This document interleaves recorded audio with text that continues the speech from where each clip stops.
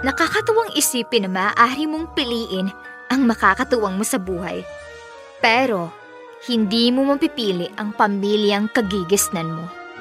Bata pa lang ako, ramdam ko ng bigat ng salitang mahirap. Laging umaasa sa ayuda ng gobyerno at bawat araw ay isang laban para lang may mailaman sa sikmura, isang tahig, isang tuka.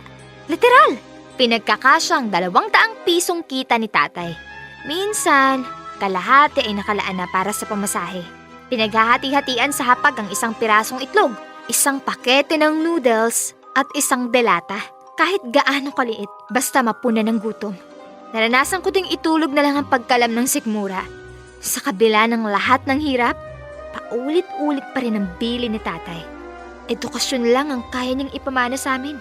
Kaya kahit ipinangungutang, pinipilit nilang maitawid ang pag-aaral naming magkapatid.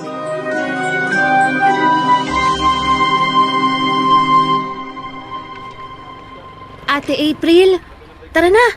Sabayan mo na akong maglakad pa uwi. Hinintay talaga kita kasi naubos na yung pamasahe ko eh. May biglaan kasing ambagan sa school. Umuwi ka na, May. Meron pa akong pupuntahan. Ha? Ano ate? Teka, saan ka pupunta ate? May group project ka pa ba? Ngayon ang huling araw ng pasok nyo, di ba? Kasi sem break na. Umuwi ka na sabi. Maghanap pa ako ng sideline. Ate, baka naman pwede mo kong idamay dyan oh. Ano ka ba, May? Hindi ka dapat naghahanap ng trabaho. Menor de edad ka pa lang. Eto, may natira akong 20 pesos sa baon ko. Sa'yo na to. Mag-ingat ka pa uwi ah. Teka ate, paano ka uuwi? Kaya ko na ang sarili ko. Sige na, umuna ka na. Ikaw na rin ang bahalang magsabi kina nanay at tatay. Sige ate, mag-iingat ka ha. Promise mo sa akin uuwi ka ha. Oo, pangako, uuwi ako.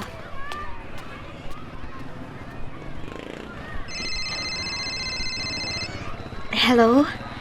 Yes, I'm near the school. I'm wearing a purple dress. Kita mo na ako?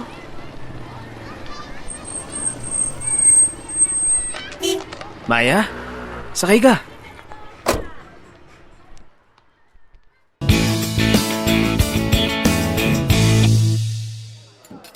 Order ka na. Anong gusto mo? Ano bang mga pagkain dito? Ang favorite ko dito, yung roasted chicken, saka baked salmon. Meron din silang burger at fries dito. Anong gusto mo? Pwede bang orderin ko lahat ng nabanggit mo? Kung okay lang. Ano ka ba? No problem at all. Mukhang pagod ka sa school. Oo, sobrang pagod ko.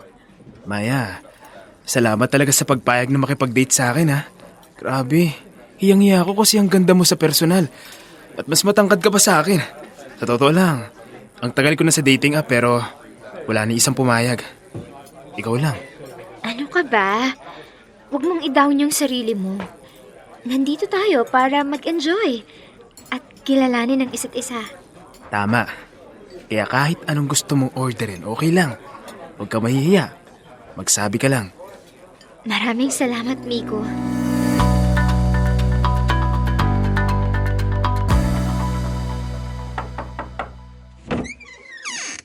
Ate, sakto ka. Nakauwi ka bago mag 8:00. Uy, ano yan? Ang bango. Teka, Nay, Tay? Wow, anak, sakto ay nakapagsaing na ang mama mo. May uwi po akong pagkain. Inihaw naman ako at salmon. Kain na po tayo. Aba, teka, tama ba narinig ko? Salmon?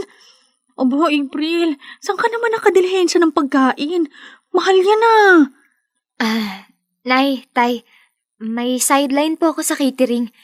Sobra po yan na handa, kaya inuwi ko. Kain na tayo at gutom na din ako.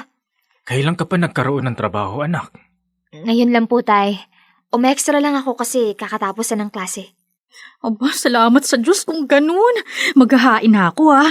Natatakam na din ako sa uwi mong ulam, anak. Oo, ate. Ito ang kauna-unahang beses na makakakain ako ng salmon. Ang bango ng inihaw na manok. Ang huling kain ko pa niya nung Pasko eh. Oh, huwag masyadong malakas sa ulam ha. Paabutin natin ng ilang araw. Opo, tatay. Sige na po. Kain na po tayo.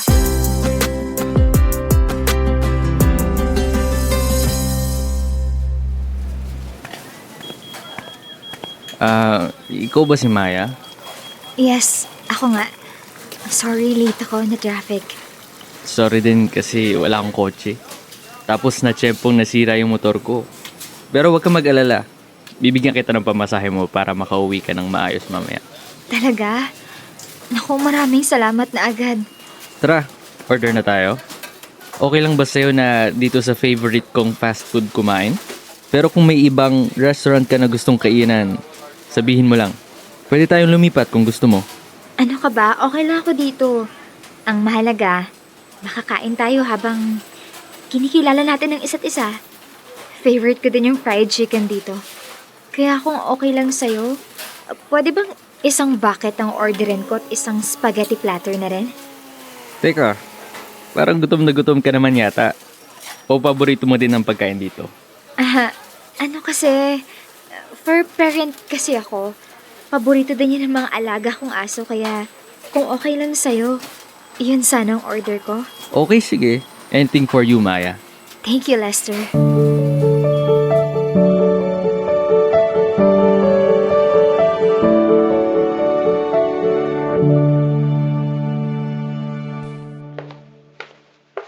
Oh anak, aba, at amoy na amoy ko yan Hipon nga ba yan at barbecue? Tama, Tay. Tara na po, kain na tayo. Aba, tingnan mo nga naman. Kahapon pritong manok, ngayon seafood naman. Salamat sa Diyos. Grabe ate, masayang-masaya talaga ako kasi magmula nang magtrabaho ka sa catering, grabe araw-araw na lang masarap yung ulam natin. Oo nga, salamat anak Halos 2 linggo na rin kami nakakatipid ng mama mo dahil dito sa mga pagkain na dala mo. Nadadalas ang pasalubong mong pagkain para sa amin. Wala ho yun. Mas masaya po kung makita kayong masaya. At lalo pa pong nasusulit kapag nagsasalo-salo tayo sa pagkain. Nakakaipon din po ako galing sa kinikita ko. Para rin po sa susunod kong pasukan, may pera rin ako mahuhugot sa mga kakailanganin sa eskwela. Naku anak ha, tandaan mo hindi ka namin inuobliga ng tatay mo na magtrabaho. Responsibilidad namin kayo kaya hanggat sa makakaya namin ay gusto naming itaguyod kayo at hindi pahirapan. Nay, huwag po kayong mag-alala. Saka, 19 anyos na ako. Kaya ko naman na pong makapag-sideline para makatulong din sa inyo. Basta siguraduhin mo anak na ayos ka lang Apo, Tay. Ayos na ayos po. Sige na po, kumain na tayo. Opo, Nay, Tay, kumain na tayo at nagugutom na po ako.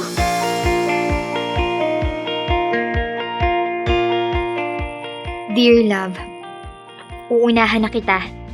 Hindi ko binibenta ang katawan ko. Madali lang ginawa ko.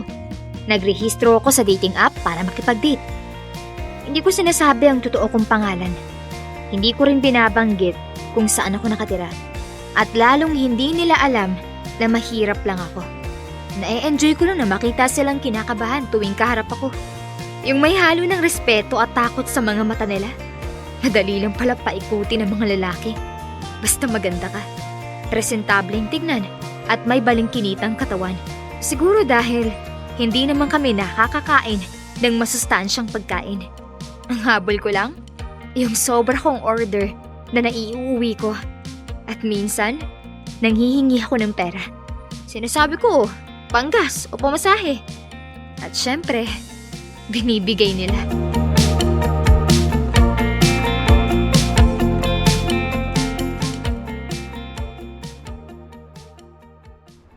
Wow!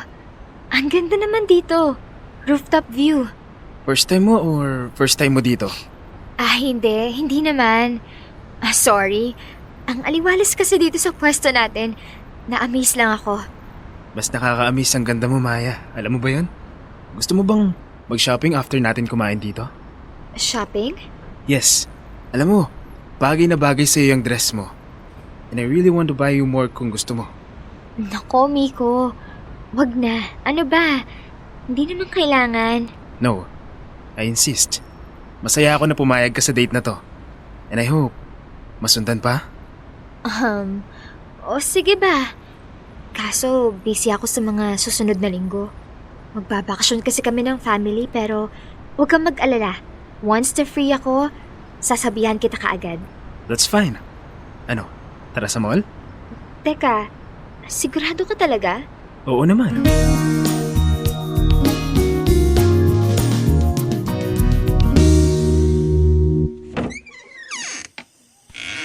Ate, naku, nakatulog na kakahintay sa'yo sina tatay. 2:00 na. Bakit ngayon ko lang umuwi? Tsaka, ano yan ate? Ang dami mo namang paper bag. Nay, binigay lang to sa akin ng boss ko. Ate, magtapat ka nga sa akin. May sugar daddy ka ba? Shh! Nay, ano ba? Huwag kang maingay. Baka marinig ka na tatay. Anong sugar daddy pinagsasabi mo? Ate, nakita ko kasi na may ginawa kang bago mong social media account. Nakita kita sa suggested friends tab. Akala ko nga hindi ikaw pero nagulat ako ate. Ang ganda ng forma mo dun at halos lagi kang nasa restaurant. At alam mo yung napansin ko ate, lahat ng pagkain sa restaurant na pinuntahan mo, yun din yung ipinapasalubong mo sa amin. Nay, pwede bang... Ate, natutuwa ako na inuuwian mo kami ng pagkain pero hindi ko gusto na malamang nagsisinungaling ka. Paano kung mapahamak ka, ate? Bakit mo sinabi kay na tatay na nagtatrabaho ka? May, please, pakinggan mo ko. Maniwala ka sa akin. Mga nakakadate ko lang sila at wala akong ginagawang masama. Hindi ko ginagawa ang kung ano man yung naiisip mo. Pangako, nagsasabi ako ng totoo. Gusto ko lang naman na makatulong at makaipon. Alam naman nating hindi sapat ang kinikita ni tatay sa araw-araw. Ate, hindi kita pinag-iisipan ng masama Gusto ko lang makasiguradong nasa maayos kang kalagayan. May, please. Pwede ba kung ano man tong nalaman mo? Sana sa atin na lang to. Huwag mo tong sabihin kina tatay. Please?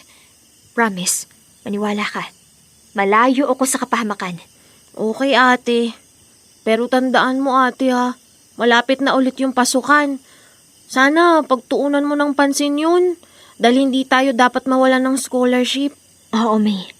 Makakaasa ka. Akong bahala.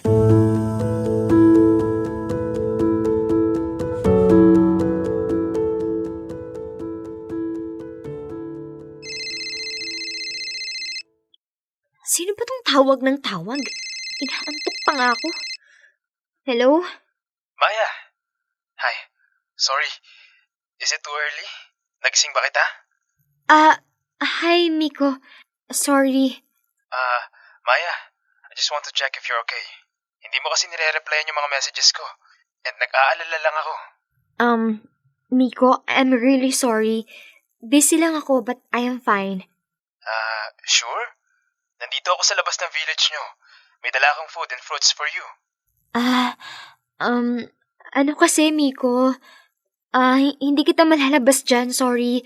Busy talaga, saka kakagising ko lang din. Ganito, iwan ko na lang dito sa guard. Maya Hernandez, right? Miko? Sir, iwan ko lang po to sana. Yes, sir. Ano pong house number tsaka apelyido? Hernandez po. Need po namin ng house number, sir. Maya, anong house number? Miko, sorry. Ano kasi? Wag na, please. Wag ka na mag-abala, okay? Ganito. Kita na lang tayo mamayang gabi doon ulit sa dati, okay? Are you sure? Oo. Di ba sabi ko babawi ako sa'yo? Sige na, mamaya na lang. Okay, Maya. See you later. Bye. Muntik na ako dun. Ate, umagang-umaga nagsisinungaling ka. Kailan pa tayo nakatira sa village? Kita mo nga at halos wala na tayong madaanan dito dahil sa pagkakadikit-dikit ng mga bahay. Ikaw talaga? Kala ko naman tulog ka. Pakikinig ka pala sa usapan. Ate naman, wala tayong kwarto no, kaya wala tayong maililihim dito. Rinig ko lahat. Pasalamat ka maagang umalis si nanay at tatay. May huwag mo kong isusumbong. Uy ate, tutuloy ka talaga mamaya? Hindi naman pwedeng habang buhay ka nagsisinungaling. Paano ka mamahalin ng totoo niyan kung hindi ka nagpapakatotoo sa sarili mo? Sus, sa tingin mo naghahanap ako ng pag-ibig? Kalam ng sikmura yung iniisip ko, kesa sa tibok ng puso. Okay, pero ate, hindi ka ba talagang nahuhulog sa mga nanlilibre sa'yo? Biruin mo yung tumawag sa'yo, dadalhan ka pa talaga ng pagkain at prutas. Siya rin ba yung bumili ng damit na inuwi mo? Ka na nga maraming tanong.